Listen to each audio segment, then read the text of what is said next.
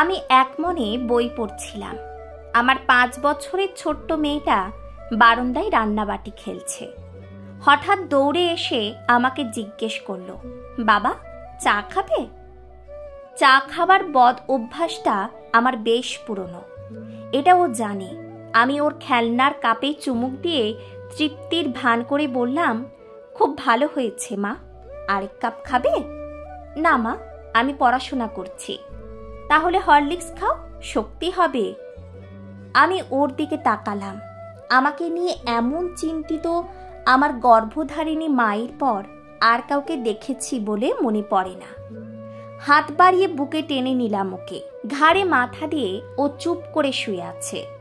ওর মাথার ঘ্রাণে আমার চোখ ঝাপসা হয়ে আসছে।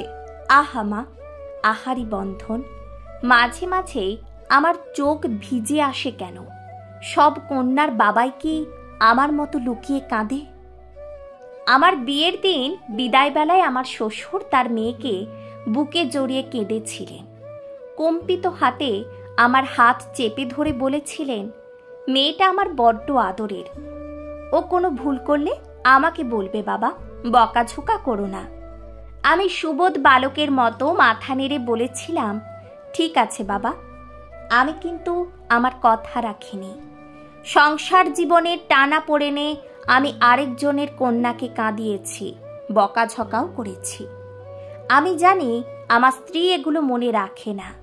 সে এখন একমাত্র আমার সংসার নিয়েই চিন্তিত।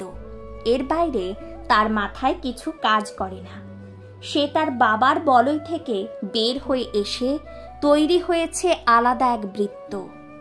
সেই বৃত্তের কেন্দ্রে শুধুই আমার 2 সন্তান আর প্রচণ্ড ব্যস্ত আমি। তার পৃথিবীটা আজ শুধুমাত্র আমাদেরকে ঘিরেই আবর্তিত হয়। ভাবলে অবাক লাগে, কি আত্মত্যাগটাই না একজন নারী করে তার সংসারের জন্য। আমার ছোট্ট মেয়েটাও একদিন আমাকে কাঁদিয়ে আরেক বৃত্তে চলে যাবে। আমাকেও হয়তো আরেক যুবকের হাত ধরে একই কথার পুনরাবৃত্তি করতে হবে। আমি চাই না আমার ব্যর্থতা আমার কন্যা সন্তানকে স্পর্শ করুক। আমি ক্ষমা প্রার্থী কথা রাখতে না পারার জন্য। কন্যার পিতা হওয়া অনেক কষ্টের। কতটুকু কষ্টের সেটা পিতা হবার পূর্বে অনুভূত হয় না। আমার চোখের কোণায় অশ্রু গাঢ় হচ্ছে। আমার ছোট্ট মেয়েটা খুব অস্থির হয়ে উঠেছে। ভ্রু কুঁচকে পড়ার চেষ্টা করছে এক অপরাধীর জবানবন্দি।